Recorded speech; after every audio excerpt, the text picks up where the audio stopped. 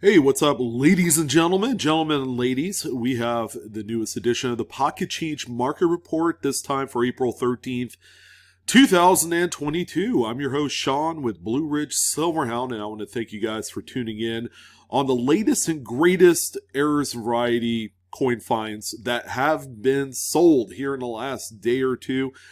We have a pretty nice list for your midweek edition. Now, keep in mind that a lot of these coins simply are found in pocket change. They could be found in coin rolls just by going to the bank and obtaining those. That's a very popular thing to do these days.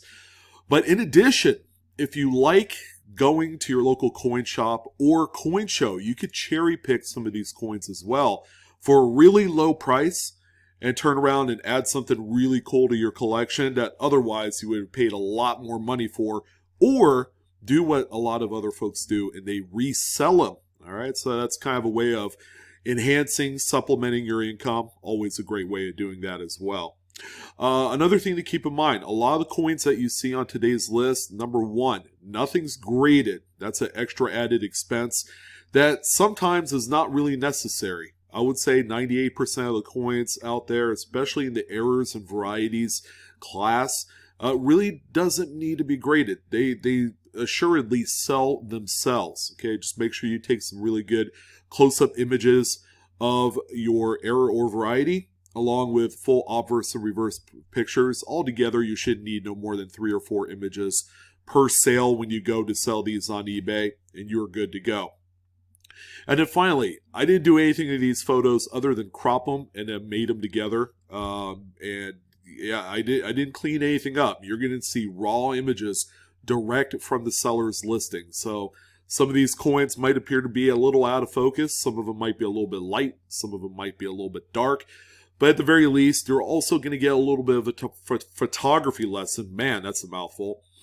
You're going to get a little bit of a photo taking clinic as well when you look at these coins. If anything is like glaring that needs to be pointed out, I'll make sure to let you guys know what you need to do to improve on something like this.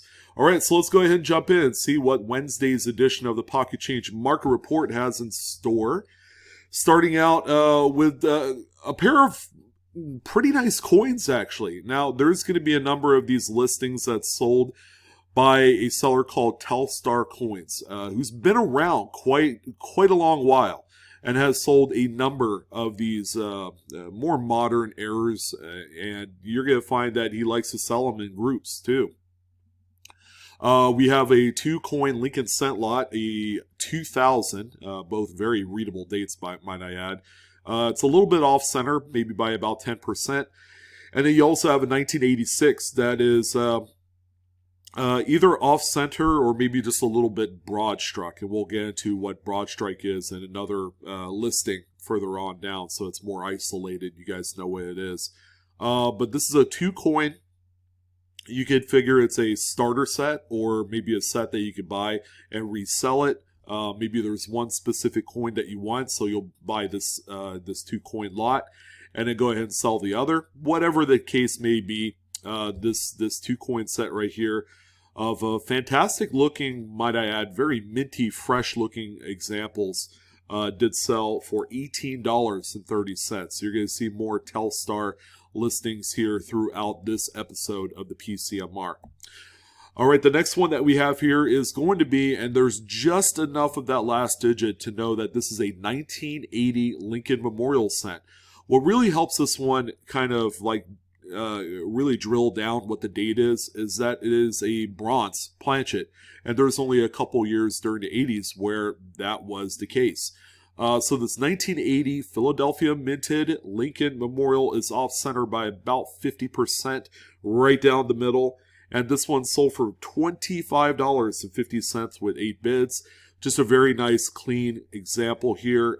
People collect these by date, so if there's a specific date that doesn't really show up in the marketplace that often, it's going to have a little bit more active bidding activity. I think that's what we saw with this one, where other dates traditionally sell for about half what this one did. We're continuing on with 1980, and we have a beauty right here. So what's that big old gob of goo metal right on the front of the coin? Well, this is something that's referred to as a cud die break. So the coin itself is not broken. However, the dies that were used to produce this, there's some defect going along with it based off of wear and tear. A piece of the actual die had fallen off, and in this particular case, the obverse die or the hammer die had a piece of the die that cracked and it fell out. So every time it strikes any coins with that missing piece, you're going to get a very large raised bubble on the coin. And generally cuts tend to be right along the edge, and then they come into the actual design field area of the coin. Now, another thing you're going to want to know is that there's going to be considerable weakness on the reverse of the coin.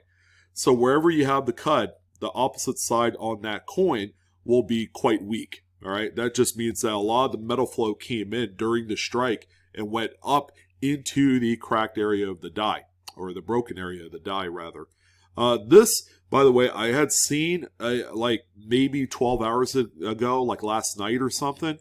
And I'm like, man, that is a pretty neat coin, a really nice size cud die break. And this one was actually a very rich sale, selling for $149.95. Cuds traditionally have some of the best performing secondary market activity, bar none, compared to any other error coin that you'll come across. So make sure, whether they're this nice a condition or one that's been around the block a few times, make sure you pull those out. Even damaged cud coins will have a pretty nice amount of value. So yeah, this is a really beautiful coin here. All right, so we all know that this one is another Telstar listing. We have another pair. We have a pair of 2000 Lincoln Memorials. The first one, the top left, is a little bit off center. All right, and then I would say the bottom right coin is more broad struck. All right, so the coin is a little bit larger than a standard Lincoln cent. This coin was struck without the aid of the collar, which holds the coin in during the strike. So the metal flow can only go out so far, actually to the very edge of that collar. And that's why it's there. This two coin lot right here is a pretty nice, kind of like duet if you're looking to get into error coins. But at the same time, these are some of the most common dates that you will find of both off-center strikes and broad strikes, because these were found quite a bit in those mint sewn bags back 20 plus years ago. Very nice pairing right here, sold for $18.30 again from Telstar. There's a broad struck example right there that's compared to a regular Lincoln cent. You can see the overall size difference. Telstar does a really good job comparing the error with a regular coin, and he does that quite often and with great success. Now, I believe this one right here might have been a relist from about a week ago, but we're going to talk about it again because the sale finally completed last night, I believe, or maybe early this morning. But this is a 1988A $1 bill, and we have a pretty significant misalignment of the third print, and that's going to entail the black district seal with the letter C in the middle. That's for Cleveland. And then the four little digits that kind of flank the corners of the notes. You can see the 4 3s there, some of which is right in the margin. So this is a pretty neat note right here. Very, very cool error. One of the top most desirable errors that you'll find, and notes of this particular condition, which, by the way, is not brand new, freshly printed yesterday. This thing has seen many wallets and many purses in its time. Sold for $107.10. Again, there you go. There's a reverse image there to show you some of the folded areas of the note. All right, so we have the Sally Ride American Women's Series quarters that had finally hit circulation here in the last week or two. And yeah, people are certainly looking for anything of interest. And there have been a few things that have popped up here just in the last 7 days that you guys need to know about. How impactful are they going to be this point forward? Who's to say? We're going to take a look at this one right here first. 2022, yes, unfortunately, it is a Philadelphia. So for you folks there on the West Coast, yeah, you're going to have to find, something else to really dig your teeth, sink your teeth into as far as errors are concerned, because we just don't see that many out here. But what do we have here with this particular example? This is one, by the way, that we had talked in depth on the live coin Q&A live stream this past Monday. Someone had submitted this in the email. But if you could look at this little red circle thing right here, you can see that there's a little bit of a spike coming off of Sally's shoulder area. And some are speculating that this is possibly a doubled die, where on these particular type of strikes, they're going to be class 9s. A lot of the rotation is going to be in the center of the coin, because these are single squeeze press era type of coins and products. So this one right here, we don't know. I believe the example that we talked about is currently being sent to Mr. Wexler for identification, although it might take a while for that coin to come back with any sort of data or information. So this is definitely something to keep an eye out on. Again, we don't know what it is. It could be a die gouge for all we know. But this is a little interesting little tidbit right here. But I would say this probably is more on the minor side of what you can expect to find on this particular coin. This particular seller had a number of these proxed up on his site, and they are buy it nows for $6.49 shipped, and he or she had sold 10 of them to this point. So plenty more to where that came from. These seem to be quite common based off of the number of them that have shown up on the secondary market just in the last few days. So I would probably not spend a whole ton of money, but if you did want an example, or if you had some for yourself, this is about the amount of money that you could expect to sell these for, which is not a lot of money, but converting a quarter, which has a face value of 25 cents, into a coin or into $5 worth of money, that's not nothing. They all add up at the end of the day. All right, so this is another surprising one that came across the eBay here yesterday, and it's a 1972 Lincoln Memorial set. Yeah, you're not going blind. This is the doubled die obverse. This is the FS 101 Cherry Picker's Guide variety. Just look and see how strong and crazy the doubling is on the motto, "In God We Trust," Liberty, and the date. This is the big one right here. However, this is kind of like a fresh out of a circulated roll example. It's not perfect by any stretch. It has carbon spotting on the obverse, which, man, on a coin like this, you really don't want the carbon spotting on the front of the coin. It just kind of detracts from the overall eye appeal of it. But still, again, to give you guys an idea of the value of this particular variety, this one sold for $305, and you're not going to see the price of these in even lower grades or kind of similar grades drop anywhere under $300. You might see one around $250, depending on what it looks like. But $300 seems to be a pretty safe bet as a floor for the value of these coins. Still a lot of value to be found here. Now, this is a 1974 $1 bill, and as you can see, it does have a gutter fold. So the sheet had a little bit of a wrinkle while this was in the printing process. And it never got ironed out until someone had found it, I would assume. Now, the back print doesn't show the gutter at all, so someone maybe at the BEP probably, ironed out that particular wrinkle on the sheet before they printed the back. I don't know. It's not that big of a gutter, but still a very notable type of error to find on these. This one sold for $43.45.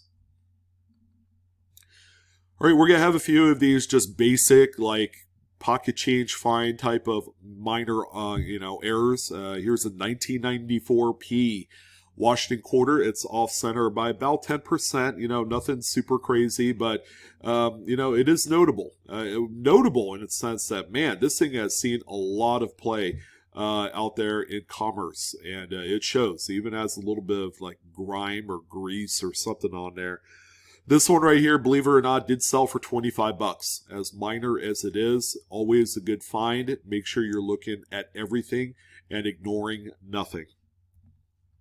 And then here's also another good one too, 1995D. This time it's a broad struck Washington quarter. Just a really good looking coin. Again, these are collected based off of date. So if this one is needed for a broad strike date set of Washington quarters, this would be a good one to get. And this one sold for $12. Not too bad. All right, our first significant lot of the week, I would say, is going to be this 5-coin lot of Lincoln Memorials. And they're all struck off center, number one. Number two, they have no readable dates. All right, and, you know, my stance on these particular errors is that if they don't have a date, they're not going to sell for the full market potential as if they did have a date. Another thing to keep in mind for those of you that are curious, I'm not a fan of photographing these in their respective 2x2s. You can see just a lot of glare. This one in particular, you can't really see anything on the coin other than maybe a little bit mint red on there. So if there's like a big carbon spot or something, that glare will hide that really well. Now, the seller did have a few other images, and I'm not against ganging these up into one solitary picture for the sake of a listing. That's perfectly fine, but again, I would certainly do it without the 2x2s. These things are cheap. This particular 2x2 with the square, these things are quite old. These are probably 30 years old, if not longer. You know, check out the staples too. The staples have that kind of like little curve in them. Nothing that I've seen here recently. But yeah, it's just a really good little lot here. I usually tell folks look out for lots because people will sell them for a bulk price, and then you can buy them, add a piece or two to your collection, and resell the rest. Now, the one redeeming quality about this particular listing is that 4 of the coins are all bronze, so they're all earlier than 1982. This one here on the right, ironically, in the more modern circular 2x2, is a copper-coated zinc. All right, those don't have nearly the secondary market punch than these other 4 coins do. So if you see an opportunity to buy this to resell it as a singular coin basis type listing, you could do that. What did this sell for? $28.77 with 14 bids.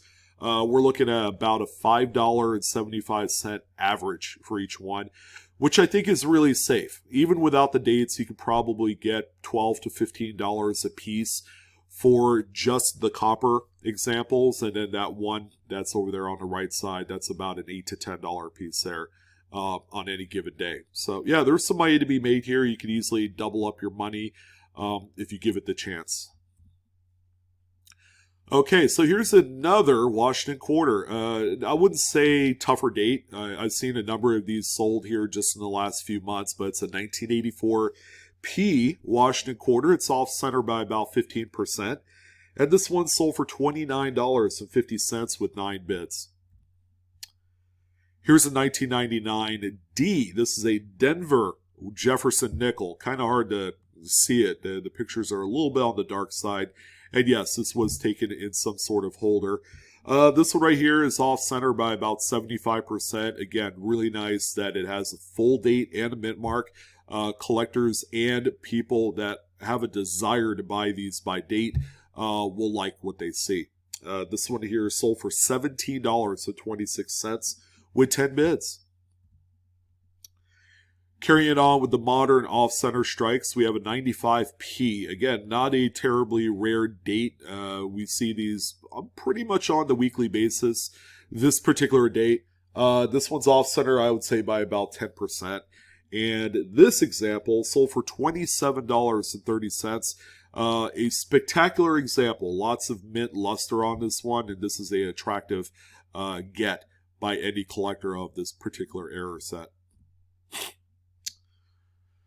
All right, so this is not the fanciest looking Buffalo nickel, but it is a 21S, a semi-tougher date, all right? But we do have what looks to be some annealing planchet issues, some flaws on both sides. The front, It has kind of like that improper alloy mix. They call it a woody, especially on Lincoln sets. And you do see a little bit of lamination on the reverse. Not particularly strong. However, this is a coin that you could have bought up for about maybe $2 at a local coin shop. This particular seller ended up flipping this for $50.99 with 12 bids. Yeah, pretty crazy. I think this is a case of really nice eye appeal. We have the Indian figure on the front of the coin that looks like he's wearing Zorro's mask. I think that's pretty cool. But yeah, it is a little bit tougher date, and you do have some pretty neat woody effect on this one. You put everything together. It's sold for what I consider to be really strong money. It's not a high grade. Probably a VG6 or something like that. It has no discernible horn on the reverse here on this Buffalo. So, yeah, not bad. I'd probably end up selling mine if I had one like this. All right, our feature subject coin of the week is this one. This is only, I think, the third example that I have seen of this particular occurrence on the Delaware State Quarter. This is a 1999p, by the way. It's, of course, the Philadelphia minted coin here. This is what they refer to on a lower progression or earlier progression as the spitting horse. You guys have heard about that, and quite a few of those have sold on eBay since the dawn of time of these statehood quarters.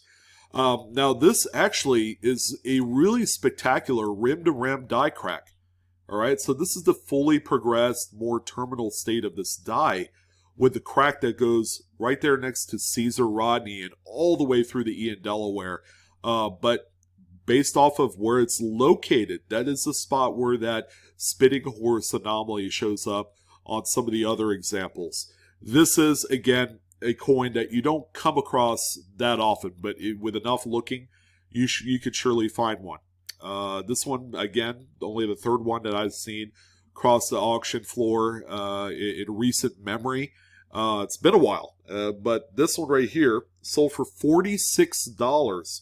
Pretty nice with 5 bits. A really nice performing coin considering the coin looks like absolute garbage. Yeah, this is Garbo coin right here. See the obverse, it's all nicked up. It's not pretty. It's seen a lot of play out there changing hands, and it shows. There's a little bit of a close-up showing the crack in its full length. I think this is a really cool shot right here. And again, maybe this is something that you want to screenshot and, just hold on to either on your mobile device, especially for you avid roll hunters that look for things like this. This is what it will look like. All right, back to more off-center strikes. There was a number of them today. We have a 1998p Roosevelt dime, not one that you see too often. This one's off-center by about 80-85%. It's really nice. And this one sold for $23.95. Roosevelt dime off-center strikes are probably the least collected out of all the other U.S. denominations out there. Same way with just collecting them as a non-error. They're not nearly as sought after. They're kind of like the redheaded stepchild of the U.S. coin series right now. Now here's just a really nice 1964D Jefferson nickel that exhibits 2 curved clips. As you can see right there, not particularly high grade. This one looks like it came right out of circulation. And it's sold for $9.90. So yeah, nice little chunk of cash right there.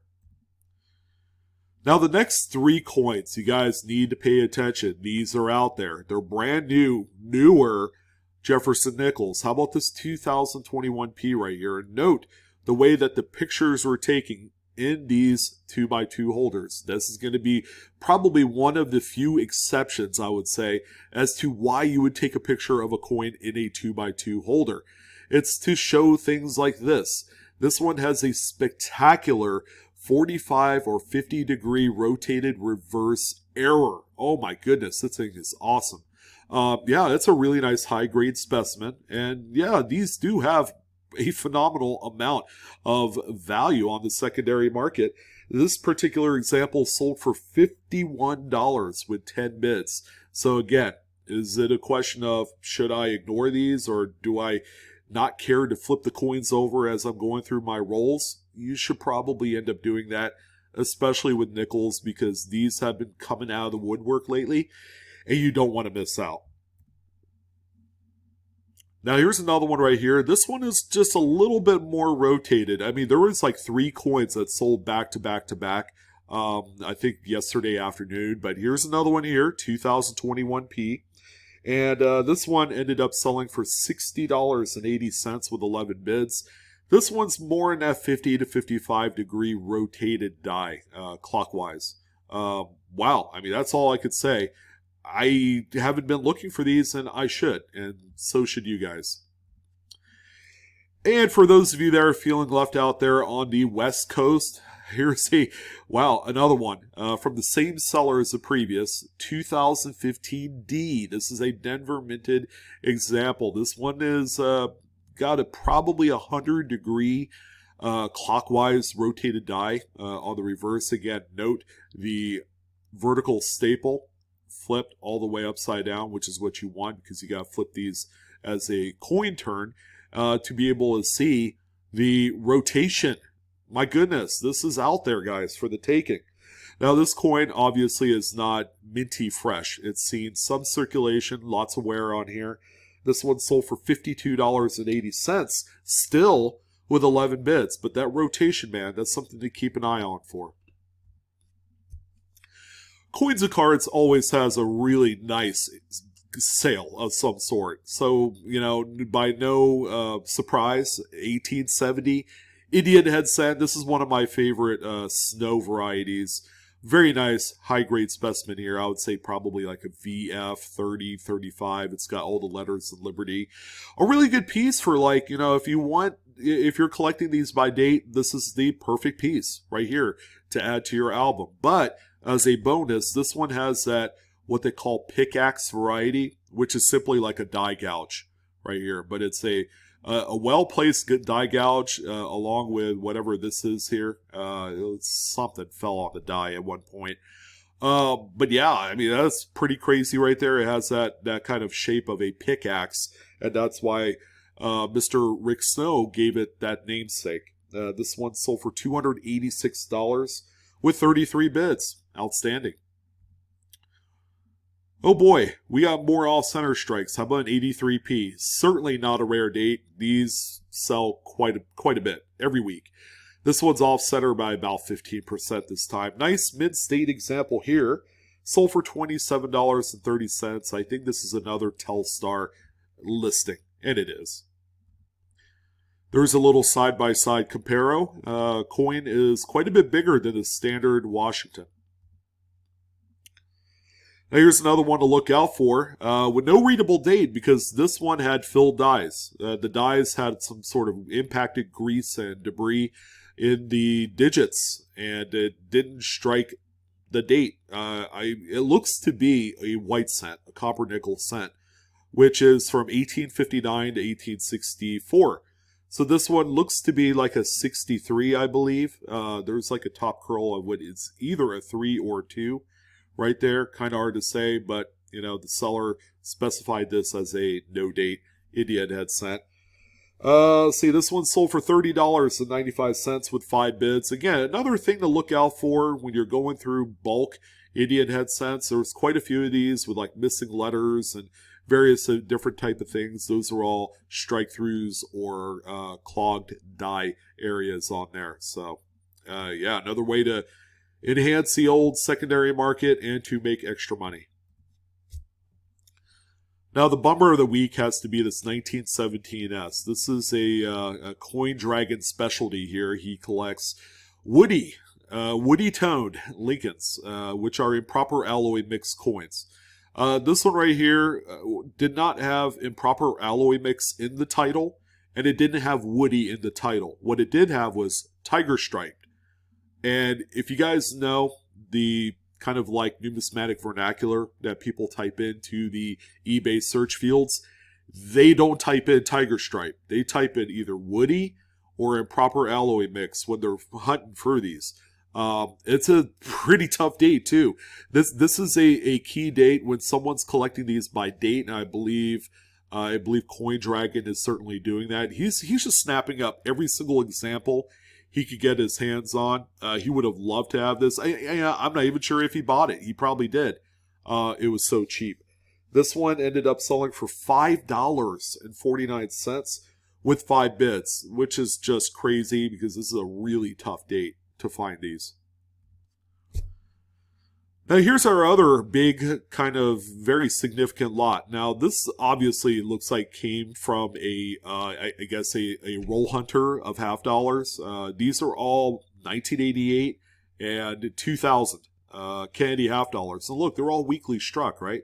Yeah, these were struck through grease examples, all found probably in a bank box. You go through them to look for silver. So you also look out for things like these too. It's certainly worth it. So there's the reverse shot. There's a few coins with some pretty significant weakness even on the reverse. So we did get a little transfer of some of that grease onto the other side of the dies there.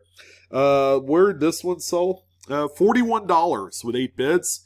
And again, this is a lot that I would comfortably say you could pick up and then relist them for like $10.99 shipped a piece and double up your money. That's the name of the game, and that's how you do it. Yeah, here's one of those, oops listings, only because the obverse image of the coin is way out of focus.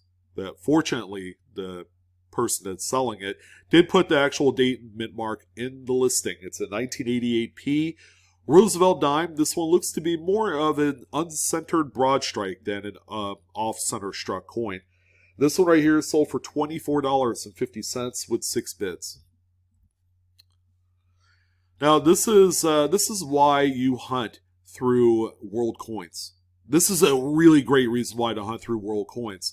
There are specific countries that sell really well. Mexico's one of them, along with a bunch of other South American countries also perform very well from an error and variety standpoint. So this is a 1981 20 pesos Mexican coin that is off-center by a little bit, not by much, maybe at the most 10%, I would say. Very, very good looking coin here. It's in really nice shape. $56.55 with 23 bids is what this one ended up at. And that's not all. We also have a 1980 5 peso Mexican coin here. And these are not silver, by the way. This is just whatever the main kind of cheap composition of these are. Could be nickel and copper or steel or something. Some sort of hybrid mix, I'm sure. But this one right here is more off-center. I would say 15% on this one. Again, another good-looking error coin on some world coins. I'm sure, I remember just passing up these coins in bulk at my one of my local coin shops like 15 years ago, and I remember seeing off-center strikes, and he only wanted like a nickel for him. So, yeah, don't model after my irresponsible, laziness there. Make sure you're looking at everything. Even world coins getting some love. $34.55 with 21 bids. And then finally, we also have this 1982 50 pesos. This is a much bigger denomination. This one also off-center. This one probably 10%. And $57.55 with 37 bids. I guess I can only imagine that this is a female bust or something. Boy, it's pretty risque, but that's the main design of what they do there in Mexico. So yeah, I mean, pretty cool little trio set of coins here for this one, and again, look at everything. You never know where you're gonna find even lamination, strike throughs. There's some pretty massive doubled dies to look out for. So here's the other woody coin. All right, so the 17S that we saw a few slides back, man, really, really down to dumps for a final sale. A lot more potential there. However, this one right here, which rarity-wise is probably on par to that 17S, this is a 23S, a little bit tougher. And this one has a pretty remarkable looking woody alloy mix issue. Yeah, this is a really good one right here. And yeah, the seller did use the word woody and improper alloy mix. Two very important key words when you sell these. How about $57 for this one? A pretty significant departure from that other coin. And again, the listing could be a huge mistake, and you want to make sure that you add everything you can in there. All right, so we got more 2022 quarters. What do we have here? All right, these are Sally Rides. These are brand new quarters. And sure enough, we're going to see the same exact issues as we did in the Maya Angelou quarters. And what is that?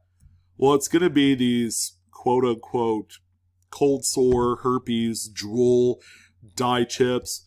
The seller had a 2-coin progression lot. We have a very advanced piece that you're going to receive in this sale. That's the coin on the left there with that dye chip. And then you're going to have just the main kind of like regular, pre-formation of the dye chip. It's just, this is, again, another ongoing issue that I think is going to plague this all throughout the series till it's all done. Miles will sell them while you can, maybe save an example or two. These are starting to come out in force out there, and I'm sure there's going to be certain progressions of these things. Maybe there's one that's a little bit bigger, a little bit smaller, whatever. But yeah, again, the issues maintain on these brand new quarters. So this 2-coin progression lot sold for $24.75. Again, that's a pretty nice good amount of money. Just go ahead and list them, get rid of them. All right, we're going to end it off on some spice. And we got 2 of them here. You saw that 1980 cud earlier in the show. We're going to end it off on 2 really large cuds. Here's a 75. Beautiful, beautiful coin. Really nice mid-state example here. A few carbon spots, but nothing I would say is a deal breaker as a collector of these. Yeah, this is a really good one here. This one sold for $204.79. By the way, these are all attributed on the website cudsongcoins.com. So if you need some clarification, there is some images on there of these particular cuds, along with all the other dates, along with attribution numbers. And then finally, we have this one here, which has no readable date, but man, this thing is bad. This thing is awesome.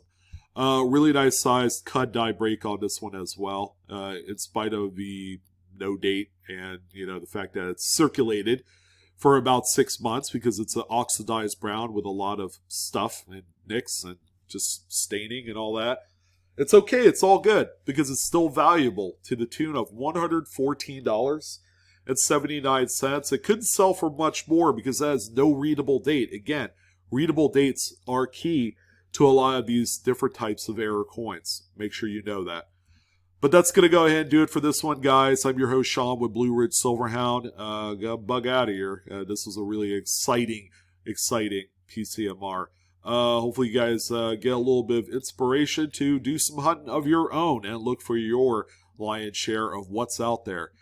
But that's going to go ahead and do it. Don't forget to like, share, and subscribe. Hit that bell, all that great crap that goes on with that stuff. And Coinaholics, we are discovering together. You guys take care. Have a good one. And I'll see you on the next coin video. So long.